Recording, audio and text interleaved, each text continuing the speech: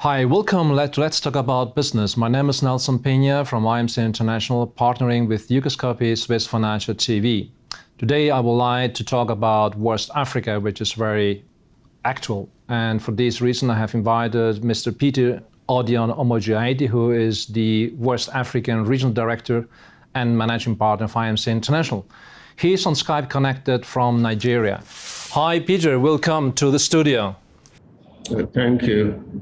Peter, I would like to talk to you discussing the situation in West Africa. And while I was preparing myself to this meeting and reading the Doing Business in West Africa, I was a bit concerned that the region ranks, I would say, quite badly at number 155, with a certain range starting with Ghana at the rank of 84 and Guinea-Bissau very at the last end of 179.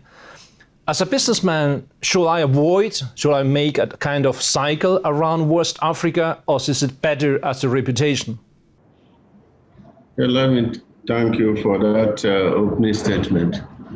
The ranking which you are talking about is not a permanent feature, it's a flow.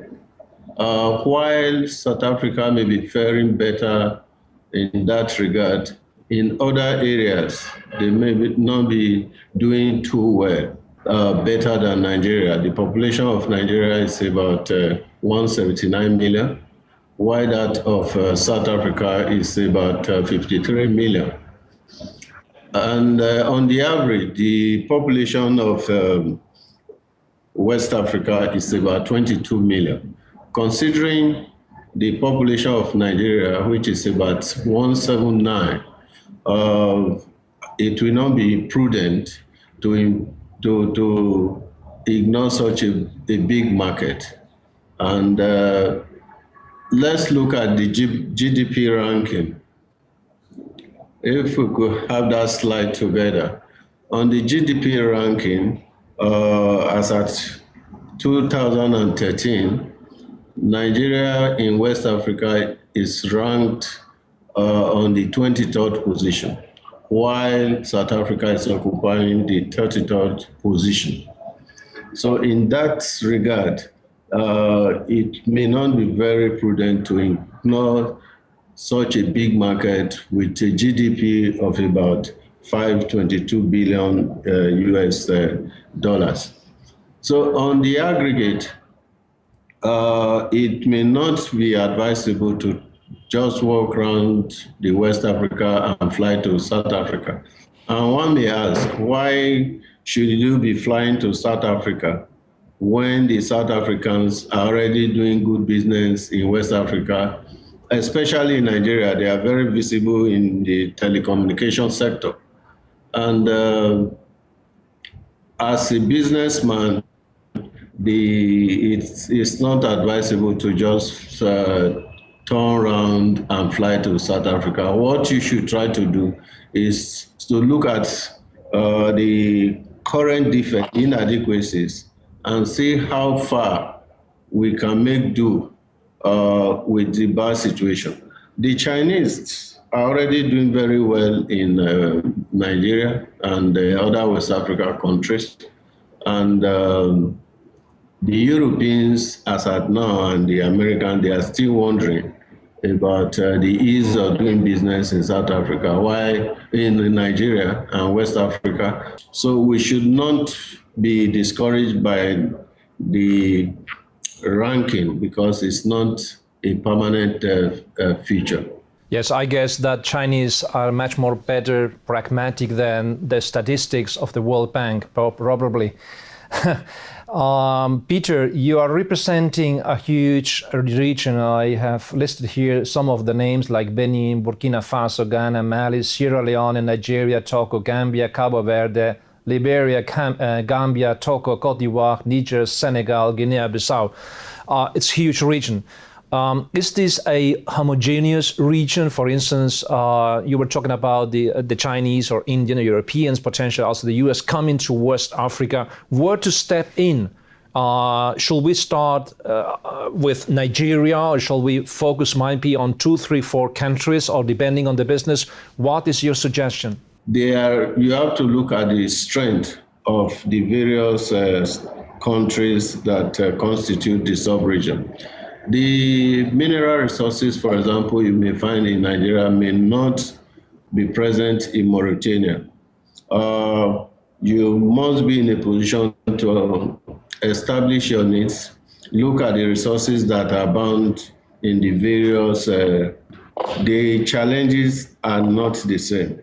In Nigeria, for example, you may be talking of inadequate infrastructure, energy, the manpower position, the inadequate state of the infrastructure. There again, the present level of infrastructure in West Africa, I will take it as an opportunity for any discerning business man. So looking at the entire spectrum of West Africa, a lot of resources abound. So one cannot really say, okay, if you want to do business, start with Nigeria or Ivory Coast or Ghana. It's your needs that will determine the country you are going to start from, because the resources you have in these various states, they are not the same. You're representing a huge region with almost similar than the European Union with 320 millions. I read that by year 2025 it will be around 400 million. I would say normally that there is a huge demand, a potential for consumption, infrastructure, education, service, consumer goods, and logistics. What is your opinion in which regions, in which sector we are going to see a demand for this kind of services? Yeah, the level of innovative capacity is what determines the comparative advantage which any nation should enjoy. Looking at the size, as a discerning businessman, you should be able to deploy your innovative capacity to get the best out of the situation. Looking at the various sectors in West Africa, for example, we are looking at tourism, we are looking at education, we are looking at telecommunication, we are looking at energy, oil and gas sector, even the entertainment industry. So the South Africans, for example, when they came to Nigeria, they focused on the telecom sector. They are doing better in Nigeria than they are doing in South Africa. So any investor... Why they are doing better? Sorry, Peter, this is interesting what you are saying. What they are doing better in Nigeria than in South Africa? What are the elements? What are the criteria? What are the... The South Africans, they are very visible within the telecom sector. And considering the population of Nigeria is larger than that of South Africa, they are leveraging on the population of Nigeria to drive their market.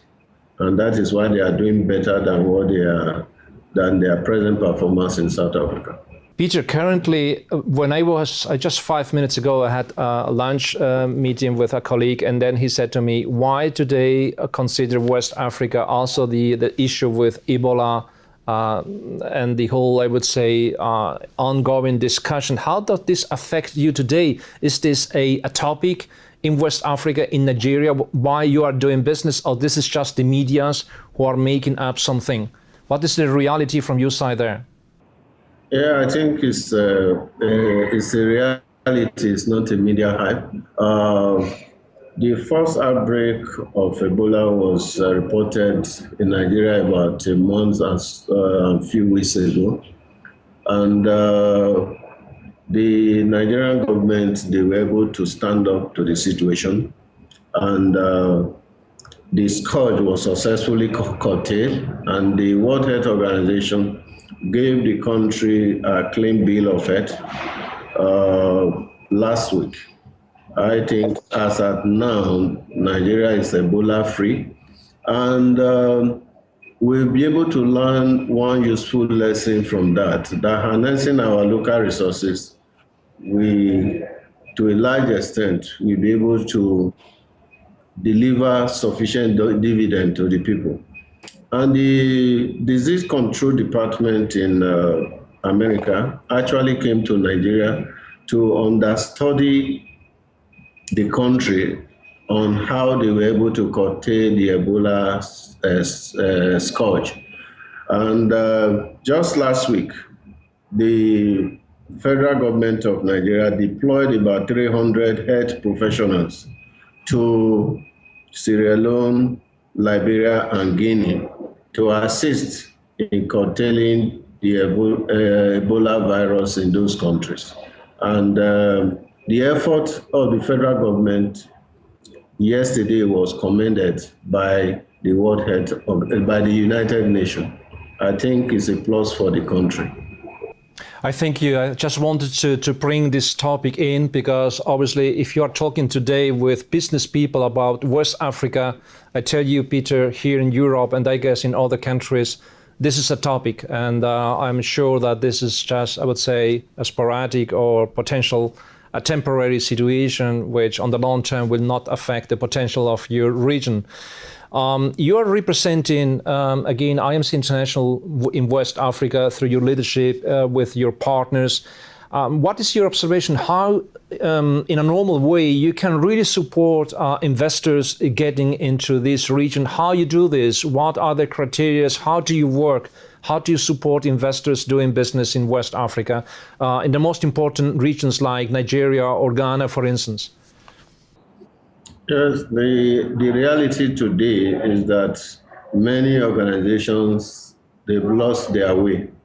Some are stuck in the light and they are frozen in the light and unable to reach the express elevator that will take them to the floors where they are expected to achieve the purpose of their business, of doing their business. Again, in doing business, we must cultivate the cooperation of any institution that contributes to our importance. As it is difficult to clap with one hand, it's very difficult to clap with one hand. And that is where the expertise of IMC is required. We assist small, medium, and large organizations to reach their full potentials. Our focus is on merger and acquisition, consultancy, management consultancy, and other professional services. We are also into cost management and efficiency improvement.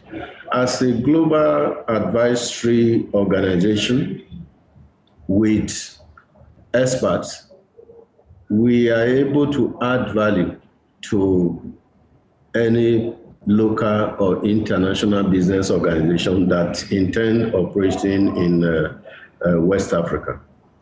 With our access to information and knowledge, our ability to add value to any institution is not in doubt. Information and knowledge is very vital in any business undertaking. As stated by Chester Bennett, organizations are not sustained by ownership, but by information. With our core competencies in knowledge and information, we should be able to assist any local or foreign business organization that is operating in Africa and West Africa in particular, so that certain avoidable mistakes or failures will be avoided. And we are firmly on ground, especially in the areas I've mentioned, if I may recap: merger and acquisition, management consultancy, other professional services. Our focus in these areas definitely will be an enabler to the growth of any business organization in West Africa. I would like to thank you, Peter. This has been very insightful and respectful about the situation also in West Africa and your home country, Nigeria. I would like to thank you for your time, and I wish you all the best and best regards to your team.